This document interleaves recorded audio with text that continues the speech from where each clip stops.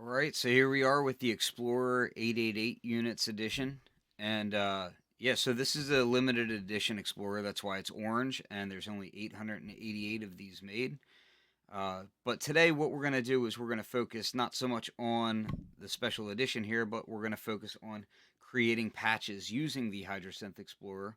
So let's first dive into what kind of patches we want to make here. So obviously, when we double tap a knit, we basically just get one oscillator, which is going to be a saw wave. It's going to bypass these two mutants here, and then we're going to go into the mixer. We're going to have oscillator 1 is going to be at full level, into filter 1, into filter 2, and then out to amplifier, into the pre-effects, which are bypassed. Delay, reverb is also bypassed, and then post effects. Obviously, this is the signal flow of your Hydrasynth, so it makes it very easy to follow along and jump around the synthesizer without having to menu dive. So let's get into creating a patch. First, what I want to do is I'm going to start off with like the most basic of synthesizer sounds, and that is essentially creating a kind of funk bass type sound. So the first thing I want to do, I'm going to lower oscillator 1 volume a bit. I'm going to take it down to about 86 or so, and I'm going to bring up oscillator 2 to about 86, somewhere around there. Doesn't have to be exact. And same with oscillator 3.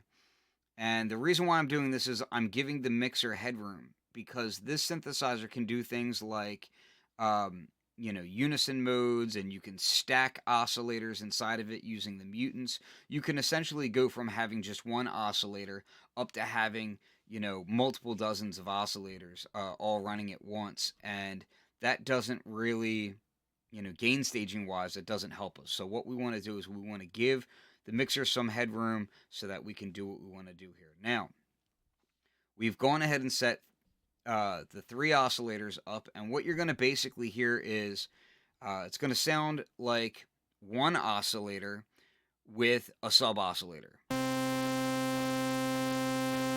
Very, very plain, very boring. The reason you really only hear the one oscillator and then the sub oscillators because oscillator 1 and 2 are perfectly in tune with each other, perfectly in phase with each other, and that's not really what we want here. So obviously you could do something like detune oscillator 2.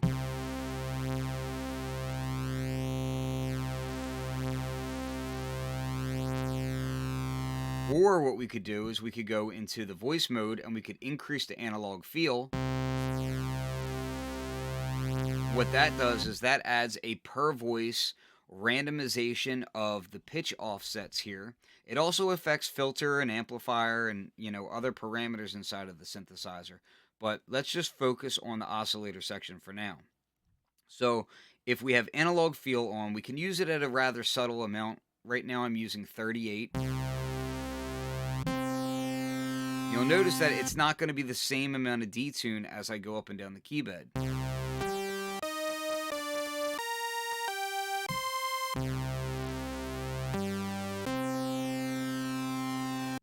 Okay, so let's take that a step further. We're going to go in here, we're going to turn on warm mode. What that's going to do is that's going to kind of round and boost up the low end and take away some of the highs just a bit here. A little quieter there, a little bit thicker, a little bit cooler here. That's a subtle change, but it's useful. So I like to take my vibrato amount down to about 1. That's just a personal preference of how I like to set my patches up.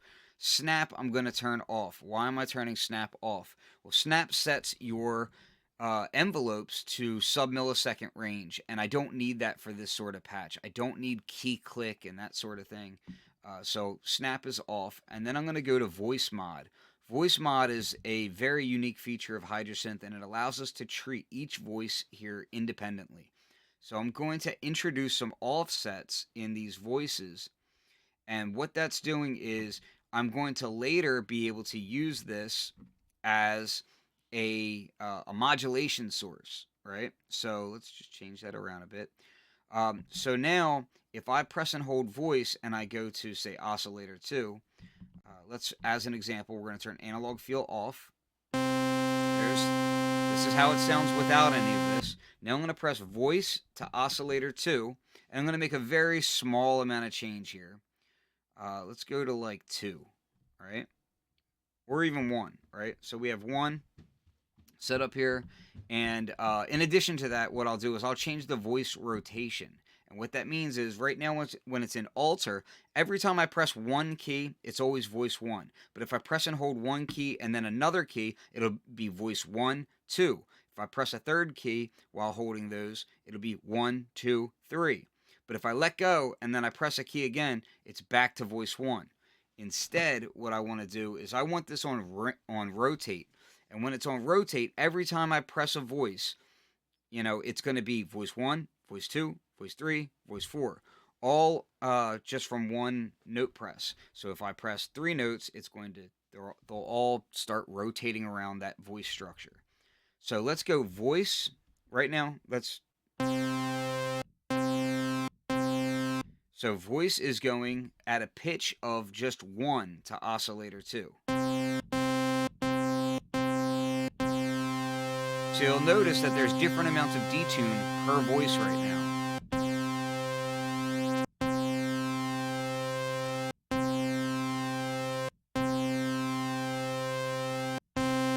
And you can see that this is voice 1 because voice 1 I didn't put any sort of offset there. So now let's go back to that voice menu, and I'm going to bring analog feel back up. So now I have that random percentage, and I have a pitch difference on oscillator 2 from the voice.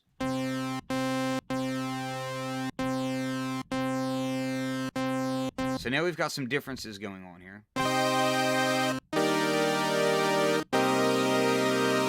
And the real trick to setting this up in a really useful way is let's go back to that mod matrix, and here's that voice mod oscillator 2 pitch is set to 1.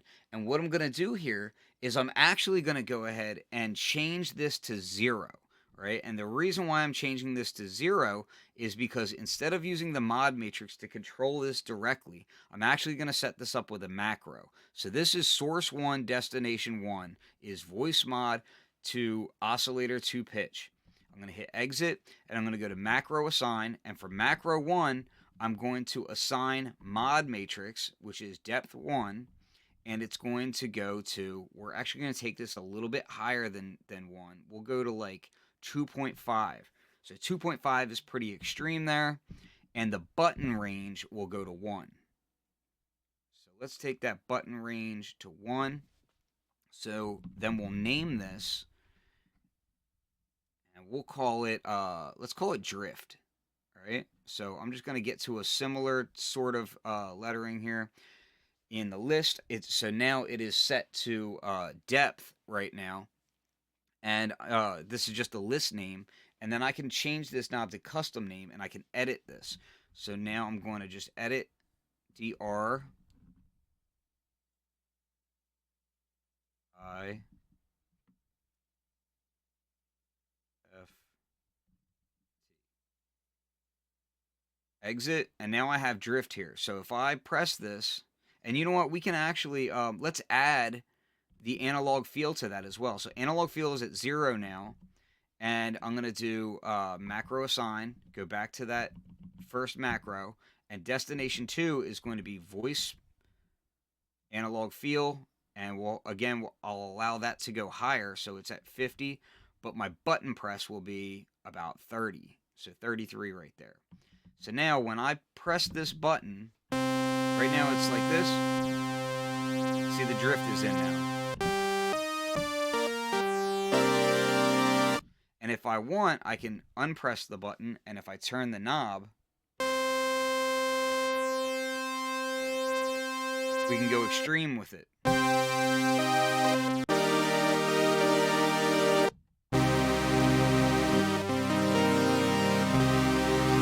So when it's all the way up, it's like really, really wonky. Or I can even go subtle here, right? So if I introduce just a tiny bit of this,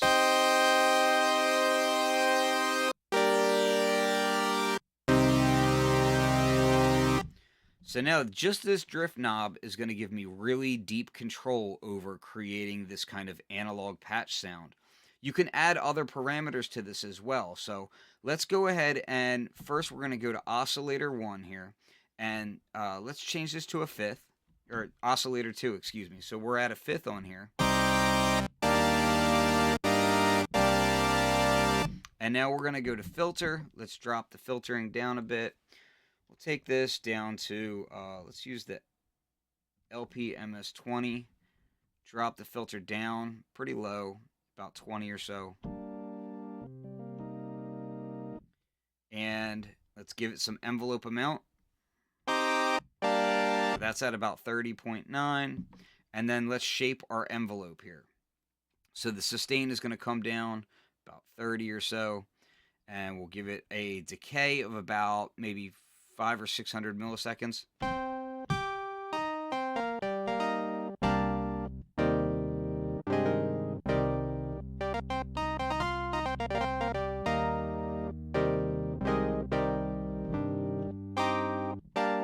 So this is a very basic sound here. Now if I pitch down a bit,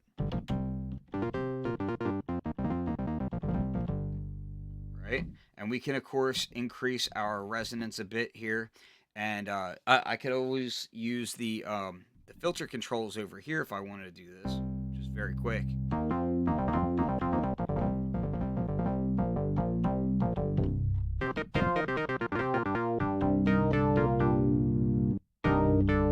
So very easy to add this sound in.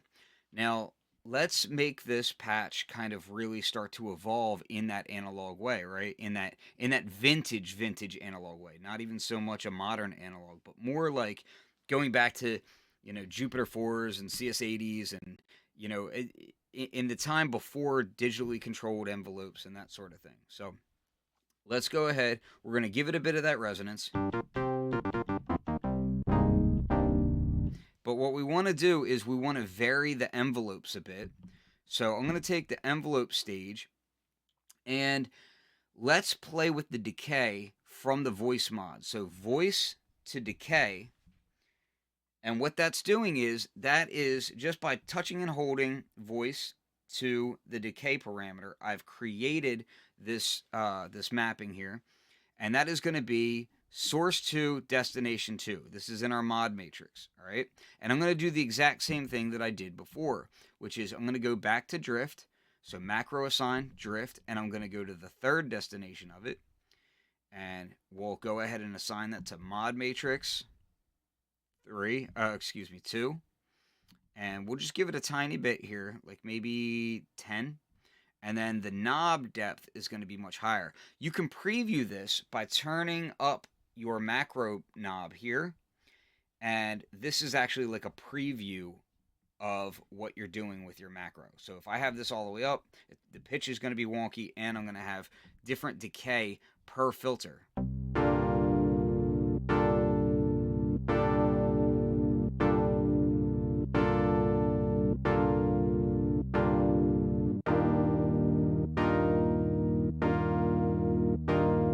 I like that, so that's good.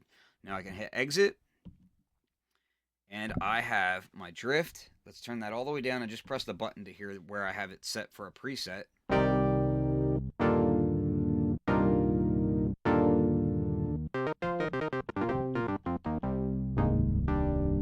We could also do just a little bit of filter voice to filter 1, and again I'm going to put this under drift. So we're going to do macro, drift, and fourth destination is going to be our third in the mod matrix. So mod matrix is going to be 3.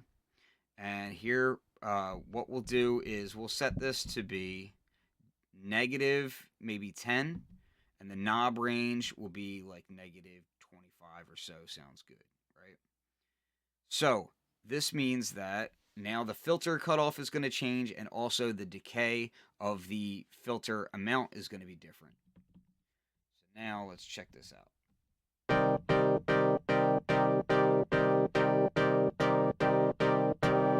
So all the way up, wonky. But if I press the button, it overrides the knob value.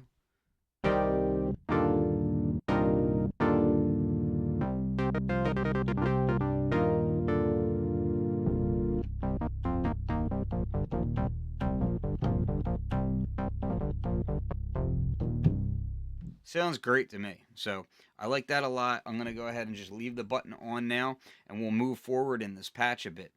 So another really great thing about this is I like to introduce some drive to the filter. Now you could do this with a filter control here, and this filter control, obviously it says drive right on it, but if I really want to make this drive interesting, I like using macros, and that's what I'm going to do here. So let's go ahead and take the drive, and I'm going to give some envelope to the drive of the filter. And what that's going to let me do is kind of dynamically control that drive amount. So let's first start with the filter. We're going to go filter to, or envelope to filter, and change that from cutoff to drive. And I'm actually going to give this about a 9. I just want to hear it real quick. 30 actually sounds good there. And so we'll do 30. We're going to put this all under a macro. That's why I'm using the at 0 amount here, right? This is source 4. So macro 2 is going to be my matrix 4. Button value is going to go to about 30. The knob value is going to go a bit higher, 64. And then I'm going to do another thing here, right? So on destination 2, I'm actually going to go to the amp level. And for the button, it's only going to come down a tiny bit, 5. But for the knob, it's actually going to come down about 16 or so. And what that's doing is I'm kind of volume compensating for this drive a bit. So now,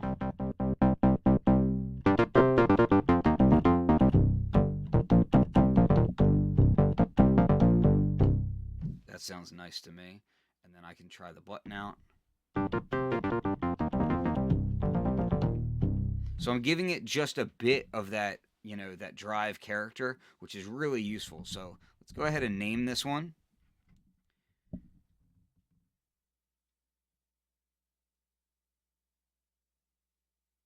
Drive. And now I have a macro that is not only increasing my drive via an envelope, but I'm also dropping the amp level a bit. It's still going to get louder because I want to retain that drive character and feel of when you're using a drive on a synth. I just don't want it to get too outlandish.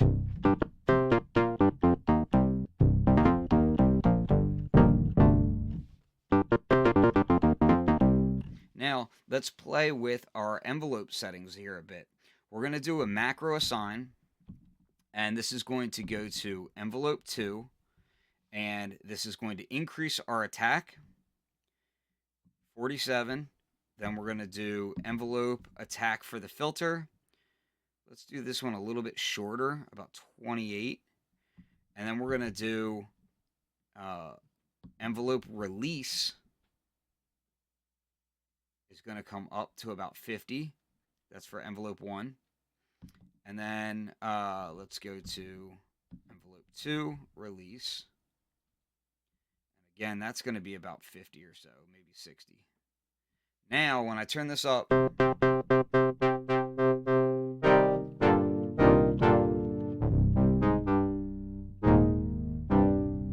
maybe I'll give that envelope 1 release just a little bit longer.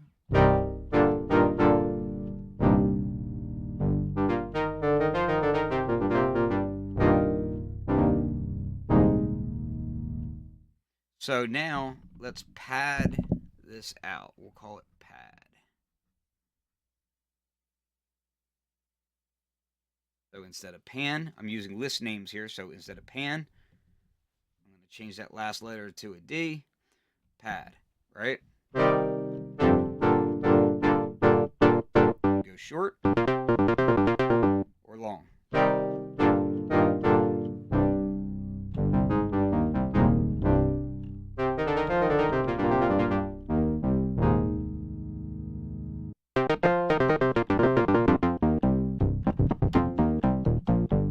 Now, for when I have pad up, let's say I also want to have some polyphonic aftertouch, and I'm going to do this inside Yeah, we'll just do it like this. So we'll go LFO5 to filter 1. And what that is it's kind of just a shortcut because this is the last button. So then I could just go up here and I'm going to go to Poly Aftertouch. Filter cutoff is going to be about 25. So now, let's go a little bit higher. Let's go 30.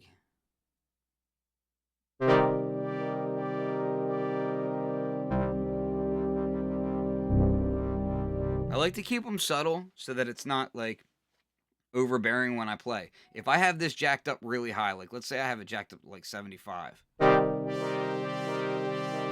you hear all the changes and all, but it's going to be more difficult to play it like that. So I like to keep my ranges kind of subtle for these things, like 35, 40.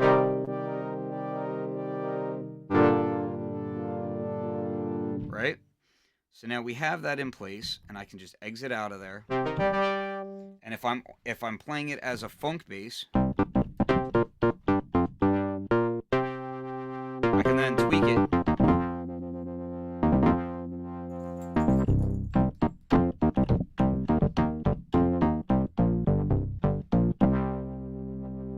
And maybe I want to do something like control my let's control the funkiness of that resonance, and we'll do that by using a third envelope. Take it down here, so we get like maybe 480, maybe a little less. Yeah, maybe like 320, right? So 320 is going to go to filter, resonance, and I'm going to put this on a macro. So this is destination 6. So macro, mod matrix 6, and let's go ahead and turn the button on.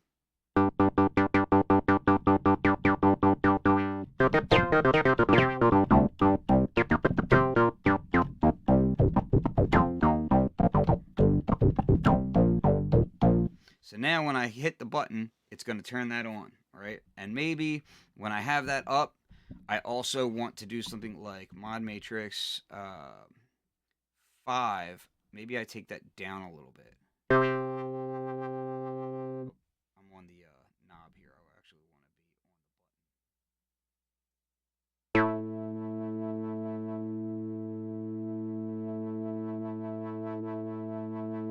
And what I'm doing is, because the resonance is up, that polyphonic aftertouch of the filter is going to sound more prominent. And I don't necessarily want it to be out of control. So I'm kind of taming it down. I'm taming that down when I bring up the funk so that I can just play it and keep things in the sweet spot, right? So let's just call this funk.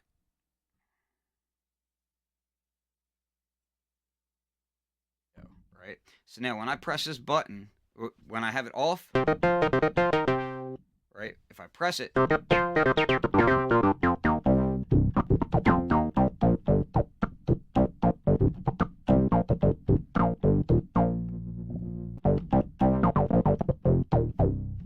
very easy to use. And that's basically how you can make a super easy basic funk bass on a Hydrasynth Explorer really fast, but make it way more controllable than most other synthesizers that you're going to buy. And you still got like polyphonic aftertouch, so I can. Let's turn that funk on too. Turn that off.